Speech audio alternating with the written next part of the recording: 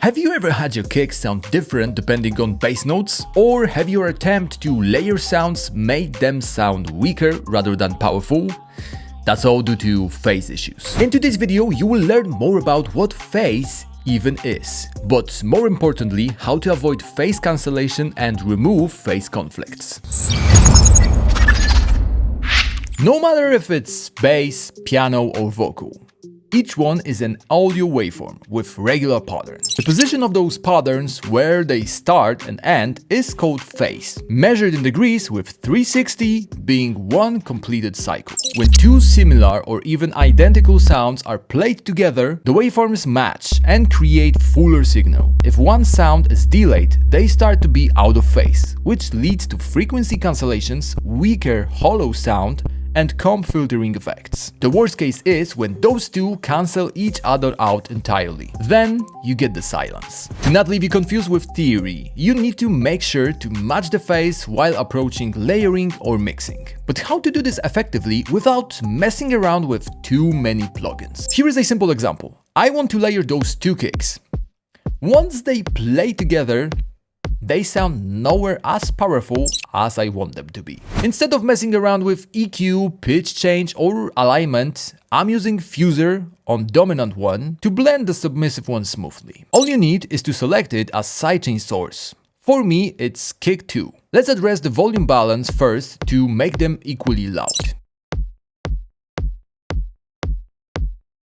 Once Fuser starts to analyze again, press this button here. Phase Analyze listens to combined signal, analyzes every phase position and sets the optimal rotation of those two. Let's do a quick before and after first, and then I will show you something cool if you can't hear it on your laptop or smartphone speakers.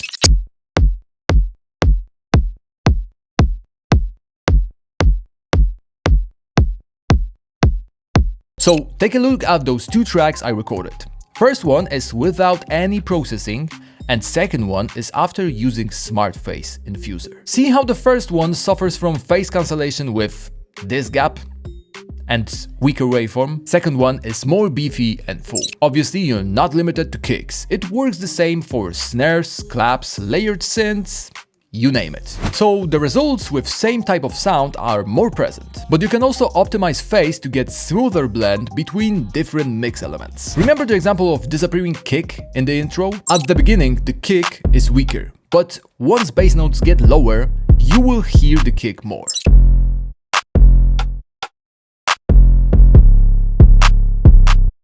Flipping phase entirely won't give the best results, since now it is present here, but barely audible in a second bar.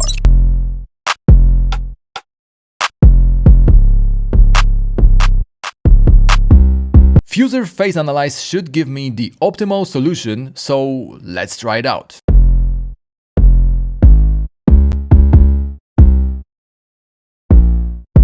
It definitely gets the job done, and once I will add a node to resolve frequency conflicts, it gets even a healthy blend of those two.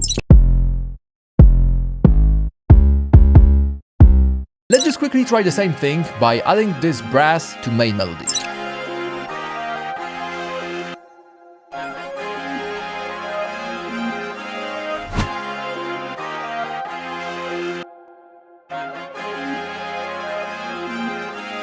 The difference is not tremendous, but I can definitely hear the brass more glued together even without resolving conflicts. Sometimes it is hard to pick up those phase issues. That's why many producers are afraid of this topic or even do not bother to care about phase at all. Fuser comes with the rescue, but if you want to avoid and analyze phase issues from the start, you can always trust the good old correlation meter. If your meter is close to +1, you are on the right track. But if the pointer leans towards to -1 and you see a red stereo field icon, there might be a hiccup. And just remember that phase issues are more present once you will start to listen to your mix in mono. Having Fuser in your arsenal means no more nudging tracks back and forth a couple of milliseconds, crossing fingers that simple EQ will solve the issue, pitching samples even if you don't want to, and finally using plugins that serve only this specific purpose. As you saw, saw in those examples, each conflict can be solved by a few clicks. You can try out Fuser for free on our website, and make sure to subscribe to our channel to learn more on mixing, mastering and music production.